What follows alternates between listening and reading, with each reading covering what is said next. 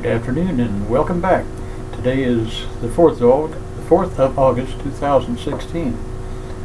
I was up this morning looking through my papers again and I saw something that really kind of shocked me about the Obama administration. I didn't think too much could, but this is something that slipped by everybody. The United Nations now is backing a secret Obama takeover of police departments. You see, back on the 27th of July, the United Nations reporter Maina Kai stated the Civil Rights Division of the Department, I got to read this for you, the Department of Justice has provided oversight and recommendations for the improvement of police services in a number of cities with consent decrees. This is one of the most effective ways to reduce discrimination in law enforcement, and it needs to be beefed up and increased to cover as many of the 18,000 plus local law enforcement jurisdictions as possible, as soon as possible. Now, this was after they had done a little tour of the United States, and they being Obama and the United Nations, endorsed a little-known yet highly controversial practice by the U.S. Department of Justice to effect a federal takeover of local police departments and corrections departments.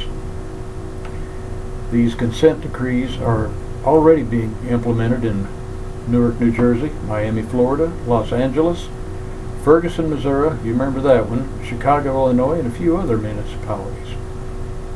Now here's the way they work.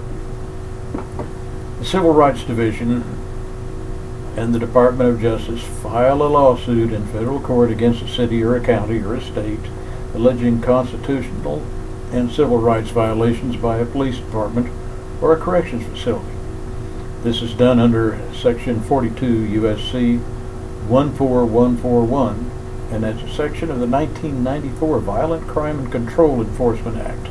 This grants the Attorney General the power to prosecute law enforcement misconduct. That municipality then simply agrees to the judicial finding without contest. The result is a wide-reaching federal court order that imposes stiff and strict regulations on local police. The federal court orders are designed to undo the Rudy Giuliani type police tactics that were effective and are really good at reducing crime in the big cities in the 1990s and 2000s. In short, that much feared nationalization of local police departments is already being initiated by the Obama administration's Justice Department. And somehow nobody knew that. Nobody took notice. Federal requirements include how searches are conducted, what constitutes legitimate use of force, the mandatory use of on-body cameras by police, and so forth. These agreements impose years-long compliance review regimes, implementation of deadlines, and regular reviews by federal bureaucrats. This makes local police directly answerable to the Civil Rights Division at the Department of Justice. Ridiculous. One example, and I'm not going to go into it in detail, includes a 77-page consent decree that happened on March 30th, 2014. Apparently Newark got into it, alleging police misconduct in the District of New Jersey.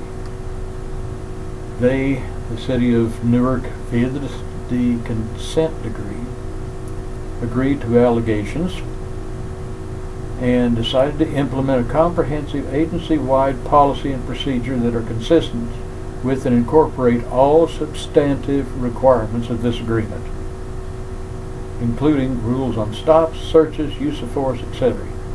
The city has 2 years to implement this, with the full agreement lasting 5 years.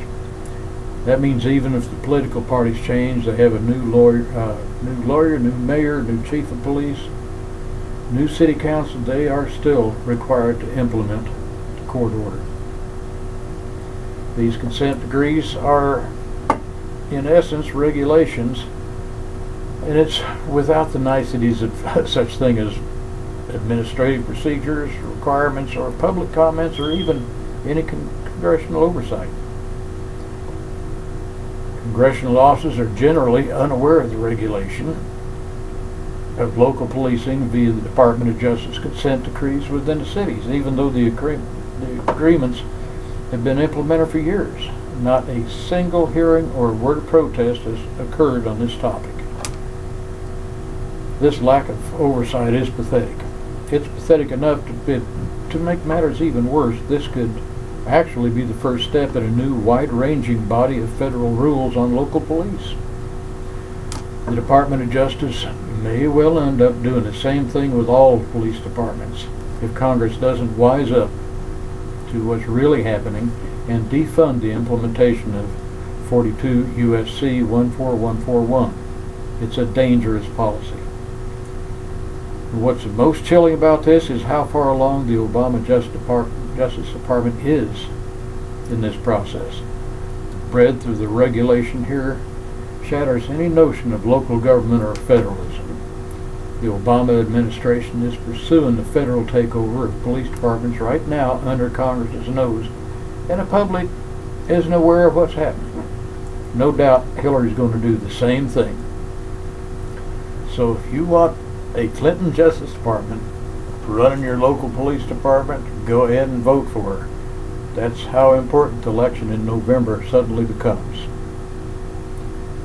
Law and order has already been targeted, it's hanging in the balance, and the police departments are being targeted by domestic terrorists, like in the slayings in Dallas and Baton Rouge. So,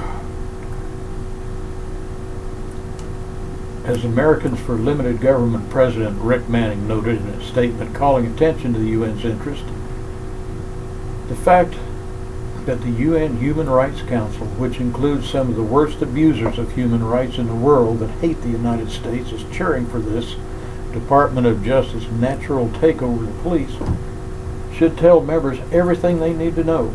It's time to support your local police. Don't render them impotent via federal restrictions against maintaining law and order.